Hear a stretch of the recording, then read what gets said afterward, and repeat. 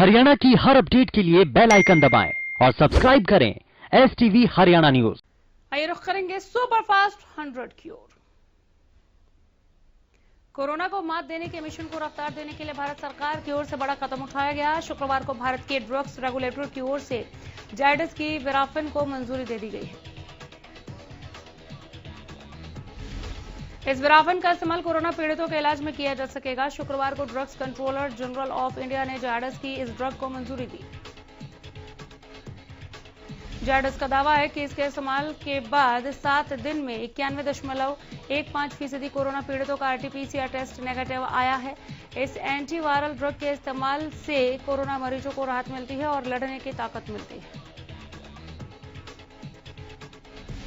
Vaccine निर्माता company serum institute of India की ओर से टीके की कीमत तय करने पर घमासान मचा हुआ है। कांग्रेस ने केंद्र सरकार पर टीके हमले करते हुए कहा कि यह घटिया कदम है। कांग्रेस के वरिष्ठ नेता पी चिदंबरम ने ट्वीट कर सरकार पर हमला करते हुए कहा कि केंद्र सरकार द्वारा वैक्सीन के लिए कई कीमत तय करना भेदभावपूर्ण है। राज्य सरकारों को मिलकर इस फैसले का विरोध करना चाहिए। उन्होंने आगे लिखा कि इसके लिए राज्य सरकारें संयुक्त रूप से एक कमेटी का गठन करें और सर्वसम्मति से वैक्सीन निर्माताओं के लिए कीमत तय करने का फैसला करें। केंद्रीय स्वास्थ्य मंत्रालय के मुताबिक पिछले 24 घंटे में कोरोना के 3,32,730 नए मामले सामने आए हैं, जबकि 2263 कोविड मरीजों की मौत हुई। इस दौरान 1,93,279 कोरोना मरीज ठीक हुए। देश में लगातार बढ़ते मामलों के बीच कोविड-19 से ठीक होने की दर गिरकर करीब 84% हो गई है। इसी के साथ एक्टिव मामलों का आंकड़ा 24.28 लाख के पार पहुंच गया है। महाराष्ट्र में गुरुवार को कोरोना संक्रमण के 67,013 नए मामले सामने आए, जबकि कोरोना से 568 लोगों की मौत हुई। कोरोना के एक्टिव मामलों की संख्या बढ़कर 6,99,858 हो गई है। अस्पतालों में मेडिकल ऑक्सीजन की कमी के बीच दिल्ली में गुरुवार को 24 घंटे में कोरोना संक्रमण के 26,169 नए मामले सामने आए हैं, जबकि 306 मरीजों की मौतें हुई हैं। दिल्ली हाईकोर्ट में एक याचिका लगाई गई है, जिसमें मांग की गई है कि सभी अस्पतालों में बेड आवंटन डिस्प्ले बोर्ड लगाया जाना अनिवार्य किया जाए। याचिका में कहा गया है कि कोर्ट शहर के अस्पतालों को अपने यहां बड़े डिस्प्ले डिजिटल बोर्ड लगाने को लेकर आदेश जारी करे। इससे अस्पताल में कुल बेड की संख्या और अस्पताल में कुल उपलब्ध बेड की जानकारी, वेंटिलेटर की उपलब्धता और ऑक्सीजन सिलेंडर की अवेलेबिलिटी की जानकारी हो। हरियाणा में कोरोना की रफ्तार बेलगाम है। बीते 24 घंटे में 9,742 नए मरीजों की पुष्टि हुई है, जिसमें गुरुग्राम में 3553, फरीदाबाद में 1342, सोनीपत में 850, हिसार में 580 नए मामले सामने आए। कोरोना के पानीपत में 360, अंबाला में 260 मामले सामने आए। एक दिन में कोरोना से 55 लोगों ने अपनी जान गंवा दी। प्रदेश में अब तक कुल 3583 मरीजों की जान गई। प्रदेश में कुल मरीजों का आंकड़ा 3,90,000 के पार पहुंच चुका है। इसके अलावा एक्टिव मरीजों की संख्या 58,000 के पार है। एक दिन में 6512 मरीजों ने कोरोना को मात दी। कोरोना के गहराते संकट के बीच ऑक्सीजन के खत्म होने की खबर ने सभी को परेशानी में डाल दिया है। सब परेशान हैं, जिसके बारे में बोलते हुए सीएम मनोहर लाल ने कहा कि प्रदेश के अस्पतालों में ऑक्सीजन की कमी नहीं आने दी जाएगी। सीएम ने कहा कि पानीपत ऑक्सीजन प्लांट से हरियाणा और दिल्ली के अलावा अन्य राज्यों की जाने वाली आपूर्ति में कुछ कठिनाई आई थी, अब उसका समाधान हो गया है। सीएम ने बताया कि प्रधानमंत्री से इस संबंध में उनकी बात हुई थी। सीएम ने आगे बताया कि पानीपत ऑक्सीजन प्लांट से ट्रकों में ऑक्सीजन भरने के लिए रोस्टर बना दिया गया है। अब 1 ट्रक हरियाणा के लिए और 2 ट्रक दिल्ली और पंजाब के लिए भरे जाएंगे। उन्होंने कहा कि वे खुद पानीपत प्लांट की मॉनिटरिंग कर रहे हैं। प्रदेश में कोरोना के मामलों में लगातार बढ़ोतरी हो रही है, जिसके मद्देनजर प्रदेश सरकार ने भीड़ वाले इलाकों के लिए नई गाइडलाइंस लागू कर दी हैं, जिसके तहत केवल भीड़ वाले इलाकों में दुकानें रोजाना 6 बजे से बंद हो जाएंगी। बता दें कि प्रदेश में नाइट कर्फ्यू का समय रात 10 बजे से लेकर सुबह 5 बजे तक है, लेकिन भीड़ को रोकने के लिए केवल भीड़ भाड़ वाले इलाकों में दुकानें रोजाना 6 बजे से बंद होंगी। प्रदेश सरकार की तरफ से जारी किए गए शाम 6 बजे से बाजार बंद करने के आदेशों को लेकर एडीसी और डीएमसी डॉक्टर मुनीश नागपाल ने अधिकारियों की बैठक ली। सरकार के आदेशों से अवगत कराते हुए सख्ती से पालन करवाने के आदेश दिए। डॉक्टर मुनीश नागपाल ने बताया कि शाम 6 बजे के बाद बाजार बंद करवाए जाएंगे।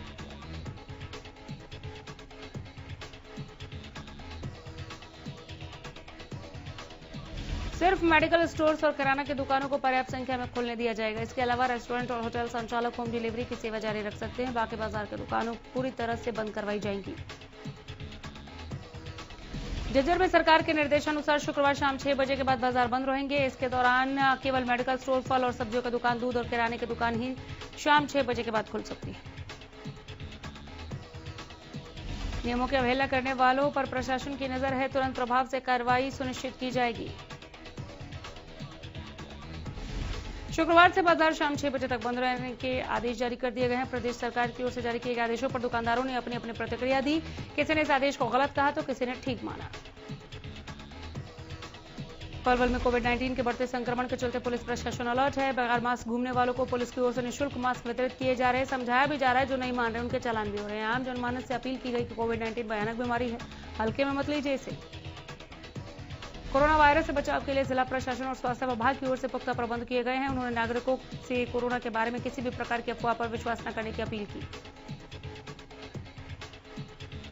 पानीपत से सिरसा के लिए अब ऑक्सीजन टैंकर को पुलिस की गाड़ी एस्कॉर्ट करके सिरसा लेकर आ रही है। सिरसा के एसपी भूपेंद्र सिंह ने जानकारी देते हुए कहा कि उन्हें सूचना मिली थी कि पानीपत की तरफ एक ऑक्सीजन का टैंकर सिरसा की तरफ आ रहा था, जो रास्ते में गायब हो गया। इस मामले में वहां की पुलिस ने मामला दर्ज भी किया, जिसके बाद सिरसा में एक और टैंकर मंगवाया है, जिस टैंकर को पुलिस एस्कॉर्ट करके सिरसा ला रही है, जो शाम तक सिरसा पहुंच जाएगा। अंबाला से भी ऑक्सीजन की कमी की खबर सामने आई है। मिली जानकारी के मुताबिक यहां पार्क अस्पताल में कुछ ही घंटों के लिक्विड और गैस ऑक्सीजन बाकी है। ऐसे में खबर सामने आने के बाद स्वास्थ्य विभाग पूरी तरह से हरकत में आ गया है और यह आश्वासन दिया जा रहा है कि बेहद जल्द अस्पताल को ऑक्सीजन मुहैया करवा दी जाएगी। लॉकडाउन की आशंका के बीच सिरसा में भी प्रवासी मजदूरों का पलायन शुरू हो गया है। निजी बस संचालक कोरोना के संकट में न केवल कोरोना गाइडलाइन की धज्जियां उड़ा रहे हैं, बल्कि प्रवासी मजदूरों की मजबूरी का फायदा उठाकर चांदी कूट रहे हैं। निजी ट्रैवल्स द्वारा बसों और कैब में निर्धारित संख्या से ज्यादा प्रवासी मजदूरों और उनके परिवारों को बैठाकर रवाना किया जा रहा है। नियमों के सरेआम धज्जे उड़ाए जा रहे हैं, लेकिन प्रशासनिक अधिकारी मौन हैं। उधर हकीकत दिखाने के बाद ट्रैवल संचालक मीडिया कर्मियों से बदसलूकी करते हैं, जिसकी शिकायत अब पुलिस को की गई है। कोविड के बढ़ते मामलों के मद्देनजर प्रदेश भर में लगाए गए नाइट कर्फ्यू को लेकर सिरसा पुलिस मुस्तैदी दिखा रही है। गुरुवार को भी सिरसा पुलिस ने शहर भर में राउंड लगाया और लोगों को जागरूक किया। इस दौरान प्रशासन ने खुली दुकानों को बंद करवाया, जरूरी हिदायत दी। बरनाला रोड पर डोमिनोज पिज्जा और हिसार रोड पर वॉक एंड ग्रिल को बंद करवाया गया और सख्त निर्देश दिए गए हैं कि भविष्य में नाइट कर्फ्यू का उल्लंघन न हो। देश में कोरोना के रिकॉर्ड तोड़ मामले सामने आ रहे हैं, जिसके चलते हरियाणा से सटे दिल्ली में 6 दिन का लॉकडाउन लगाया गया है। दिल्ली से आने जाने वाले वाहनों की प्रदेश में जगह जगह गहनता से जांच भी की जा रही है। बावजूद इसके नजफगढ़ से झज्जर आने वाले मार्ग पर कल तक कोई पुलिस कर्मचारी मुस्तैद नहीं था, लेकिन हरियाणा न्यूज का खबर दिखाए जाने के बाद झज्जर पुलिस के आला अधिकारी पूरी तरह मुस्तैद दिखाई दिए। दिल्ली से आने जाने वाले वाहनों की गहनता से जांच की गई। सभी वाहनों को रोककर उनसे आने का कारण पूछ रहे हैं। साथ ही जरूरी कागजात चेक करने के बाद ही उन्हें झज्जर में आने की अनुमति मिल रही है। गोलाचीका में व्यापारियों और किसानों ने सरकार और प्रशासन के खिलाफ जमकर नारेबाजी की। किसानों ने आरोप लगाया कि मंडियों में सरकार का करोड़ों का पीला सोना बर्बाद हो रहा है। अनाज खुले आसमान के नीचे भीग रहा है, लेकिन कोई भी अधिकारी सुध नहीं ले रहा। अधिकारी सरकार की नीतियों पर सरेआम पलीता लगा रहे हैं। किसानों का कहना है कि अधिकारियों ने सरकार के 48 घंटों में गेहूं उठान के दावे भी फेल कर दिए। किसानों ने गेहूं उठान को लेकर ठेकेदार पर भ्रष्टाचार के गंभीर आरोप लगाए। गुआना की अनाज मंडी में पिछले कई दिनों से फसल का उठान न होने के कारण मंडी में आड़तियों ने काफी ऊंचे टीले लगाए हैं। सरकारी एजेंसियों अलग अलग बहाने बनाकर अनाज को गोदाम से वापस भेज देती हैं। ऊपर से मौसम में अचानक हुई खराबी के कारण मंडी में रखा हुआ लाखों क्विंटल अनाज मंडी की लचर व्यवस्था के कारण बारिश की भेंट चढ़ गया। शुक्रवार सुबह तेज हवाओं के बाद आई बरसात से रादौर अनाज मंडी के फड़ पर पड़ा हजारों क्विंटल गेहूं भीग गया। पिछले कई दिनों से उठान की धीमी गति के चलते मंडी में खरीद एजेंसी हाफेड और वेयर हाउस के करीब 2.5 लाख क्विंटल गेहूं के बैग खुले आसमान के नीचे पड़े हैं। वहीं गेहूं के इन बैग को ढकने के लिए पर्याप्त मात्रा में तिरपाल का भी प्रशासन की ओर से प्रबंध नहीं किया गया, जिससे ठेकेदार और खरीद एजेंसियों की लापरवाही से बरसात में भीगी गेहूं की गुणवत्ता प्रभावित हो सकती है। सोनीपत में कृषि योग्य भूमि के बंजर होने का खतरा बढ़ता जा रहा है। यहाँ 81% भूमि में नाइट्रोजन की कमी पाई गई। कृषि विभाग लगातार कई सालों से अलग अलग खेतों की मिट्टी के सैंपल लेकर कार्य कर रहा था। उसी के तहत लगभग 3 लाख सैंपल लेकर रिपोर्ट सामने आई है, जिसमें 68% भूमि में ऑर्गेनिक कार्बन कम हुआ है। ऐसा इसलिए हुआ है क्योंकि किसान लगातार खेतों में असंतुलित रासायनिक खादों का इस्तेमाल कर रहा है और फसल विविधीकरण की अनदेखी कर भूमि की सेहत के साथ खिलवाड़ किया जा रहा है।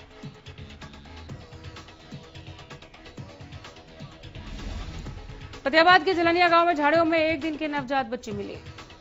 बता दें कि नवजात को प्लास्टिक के कट्टे में सड़क के किनारे छोड़कर एक अज्ञात व्यक्ति फरार हो गया,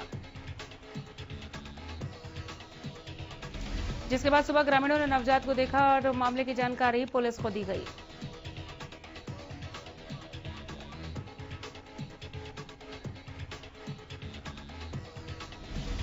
फिलहाल पुलिस ने इस मामले की गहनता से जांच शुरू कर दी है और आसपास के इलाके के लोगों से पूछताछ की जा रही है, लेकिन अभी तक पता नहीं चला है कि इस नवजात बच्ची को कौन छोड़कर गया है। चरखी दादरी के गांव मंदौली में युवक ने सोशल साइट पर लाइव खुदकुशी कर ली। युवक ने 7 पेज का सुसाइड नोट भी लिखा, जिसमें उसने अपनी मौत के पीछे अपनी प्रेमिका को जिम्मेदार ठहराया।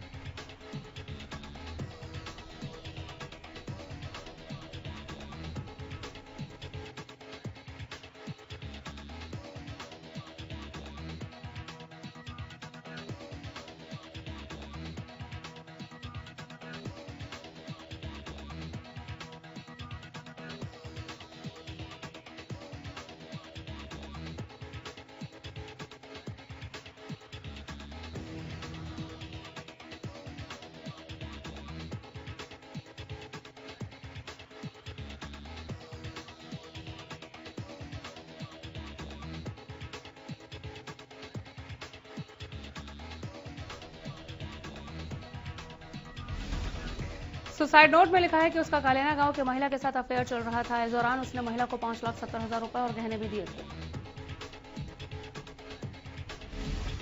जिसके बाद महिला और उसके परिजनों ने युवक पर और पैसे देने का दबाव बनाया। ना देने पर बलात्कार के आरोप में फंसाने की धमकी दी, जिससे तंग आकर युवक ने जहरीला पदार्थ खाकर आत्महत्या कर ली। पुलिस ने मामला दर्ज कर कार्रवाई शुरू कर दी है। करनाल से हत्या का मामला सामने आया है। रामनगर में एक शख्स की चाकू मारकर हत्या कर दी गई। पुलिस जांच के दौरान पता चला कि मृतक फर्नीचर का काम करता था और हत्या रात के समय की गई।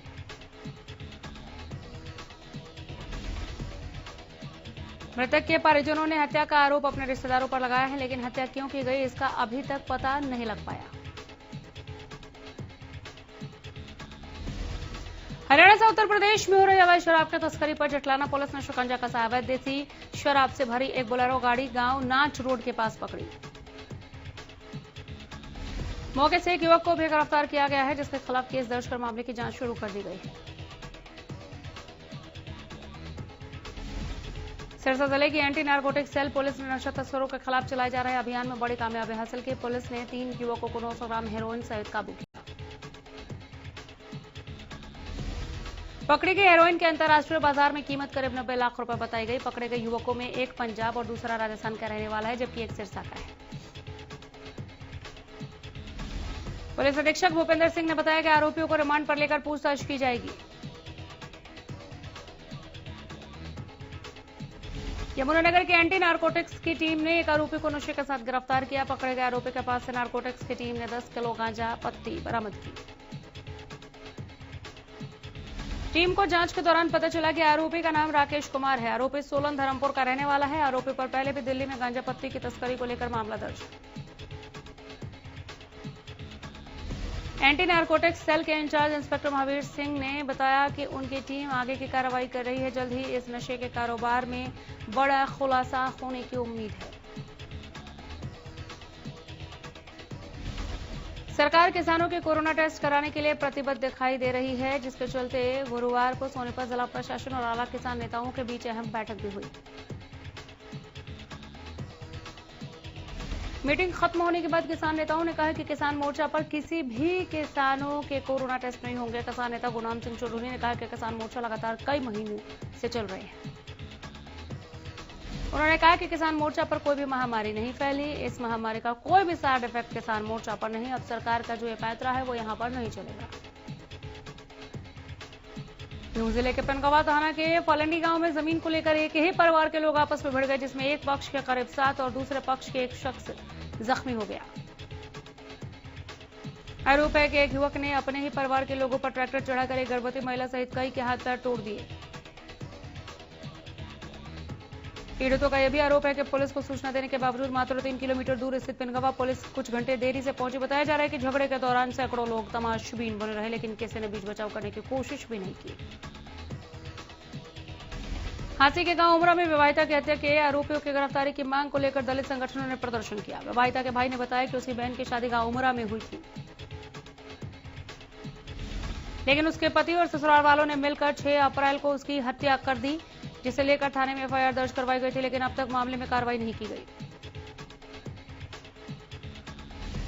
जिसके बाद पीड़ित परिवार ने दलित संगठनों के साथ मिलकर गुरुवार को पुलिस के खिलाफ नारेबाजी की और मांग की कि सभी आरोपियों की गिरफ्तारी हो। सिरसा की डीसी कॉलोनी में बाइक सवार 2 युवक स्कूटी सवार महिला का पर्स छीनकर फरार हो गए। महिला ने शोर मचाया, लेकिन युवक भागने में कामयाब रहे। मोटरसाइकिल पर सवार युवक सीसीटीवी में कैद हो गए। वहीं सीसीटीवी कैमरों से पता चला कि युवक हिसार रोड की ओर फरार हुए। मुंबई के विरार स्थित विजय वल्लभ अस्पताल में शुक्रवार सुबह आग लगने से कोविड के 13 मरीजों की जलकर मौत हो गई।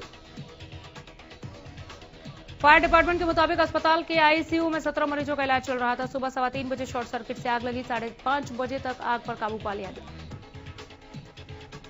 जानकारी के मुताबिक विजय वल्लभ अस्पताल के मरीजों को नजदीकी अस्पताल में भर्ती कराया जा रहा है। मौके पर अधिकारी पहुंच रहे हैं। अभी हॉस्पिटल प्रबंधन की लापरवाही का कोई कार्रवाई नहीं हुई है।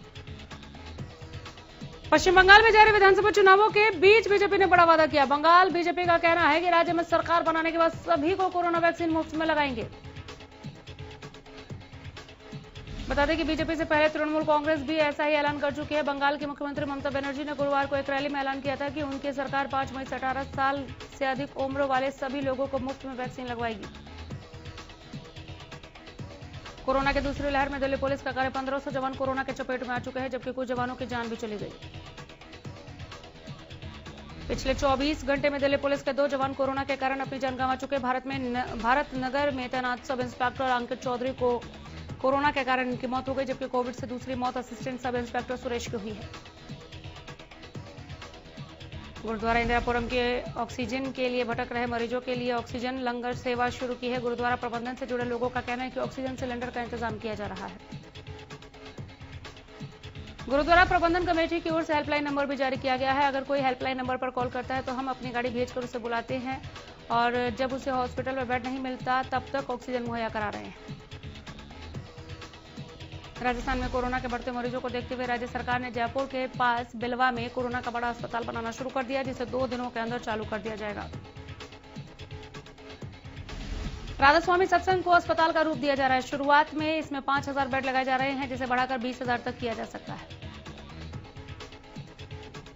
श्योपुर के वीरपुर कस्बे में गुटखा के तलबगारों ने 1 हफ्ते के कोरोना कर्फ्यू के बीच एक दुकान पर भीड़ जमाकर सोशल डिस्टेंसिंग की धज्जियां उड़ा दी। गुटखे के लिए उमड़ी भारी भीड़ का वीडियो सोशल मीडिया पर वायरल होने के बाद पुलिस ने दुकान संचालक के खिलाफ केस दर्ज करते हुए दुकान ही सील कर दी है। भारतीय वायुसेना के C-17 विमानों ने 2 खाली क्रायोजेनिक ऑक्सीजन कंटेनर और एक IL-76 विमान ने 1 खाली कंटेनर को कल पनागढ़ तक एयरलिफ्ट किया। रॉयल चैलेंजर्स बेंगलुरु के युवा बल्लेबाज देवदत्त पडिक्कल ने IPL करियर का अपना पहला शतक जड़ा। IPL 14 के 16वें मैच में राजस्थान रॉयल्स के खिलाफ देवदत्त ने नाबाद 101 रन बनाए। देवदत्त ने मुस्तफिजुर रहमान की गेंद पर चौके के साथ 51 गेंदों पर अपना शतक पूरा किया। सनराइजर्स हैदराबाद ने तेज गेंदबाज टी नटराजन घुटने की चोट के कारण इंडियन प्रीमियर लीग के बाहर हो गए हैं। ये चोट उन्हें इस साल के शुरू में ऑस्ट्रेलियाई दौरे के दौरान लगी। म्यूजिक की दुनिया के बढ़िया डायरेक्टर्स में से एक श्रवण राठौर ने दुनिया को अलविदा कह दिया। भारतीय म्यूजिक इंडस्ट्री में श्रवण का बड़ा योगदान रहा।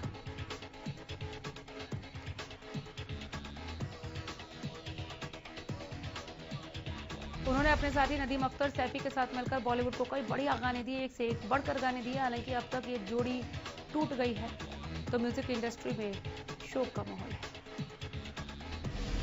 एक्टर नसीरुद्दीन शाह की वेब सीरीज बंदिश बैंडिट्स के एक्टर अमित मिस्त्री अब इस दुनिया में नहीं रहे। 23 अप्रैल को कार्डियक अरेस्ट से उनका निधन हो गया। अमित ने कई हिंदी और गुजराती फिल्मों शोज में काम किया। उनके चले जाने से फिल्म इंडस्ट्री में शोक की लहर है। The cine and TV artist association ने एक्टर की मौत पर दुख व्यक्त किया है।